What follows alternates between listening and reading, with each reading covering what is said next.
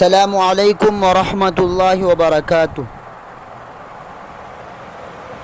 دوستو، حضور اکرم صلی اللہ علیہ وسلم نے بڑی قربانیوں سے ایک امت کو تیار کیا تھا۔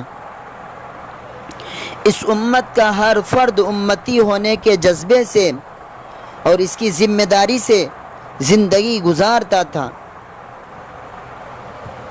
کوئی فارس کا رہنے والا تھا اور کوئی حبشہ کا، کوئی روم کا باشندہ تھا اور کوئی نینوا کا، کسی کا قبیلہ غفار سے تعلق تھا اور کسی کا دوس سے، کوئی اموی تھا اور کوئی تائی تھا، کوئی ازدی تھا اور کوئی جعشمی تھا۔ لیکن جو کوئی بھی تھا، جہاں کہیں کا بھی تھا، جس قبیلے کا بھی تھا، وہ حضور صلی اللہ علیہ وسلم کا امتی ہونے پر فخر کرتا تھا اور آپ صلی اللہ علیہ وسلم کے غلامی میں دنیا اور آخرت کی کامیابی سمجھتا تھا۔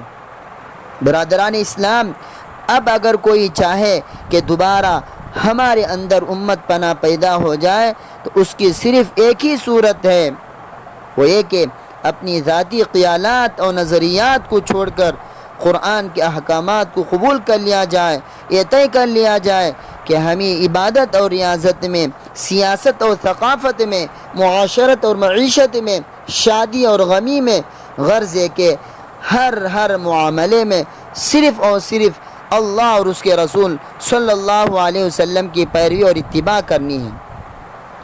بس اس طریقے سے امت پناہ پیدا ہو سکتا ہے۔ وَأَنَّ هَذَا صِرَاطِي مُسْتَقِيمًا فَاتَّبِعُوهُ وَلَا تَتَّبِعُوا السُّبُلَ فَتَفَرَّقَ بِكُمْ عَنْ سَبِيلِهِ۔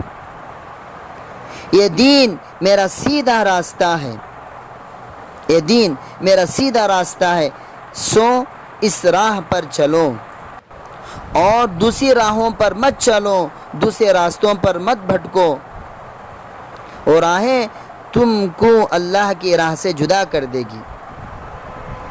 السلام علیکم ورحمۃ اللہ وبرکاتہ۔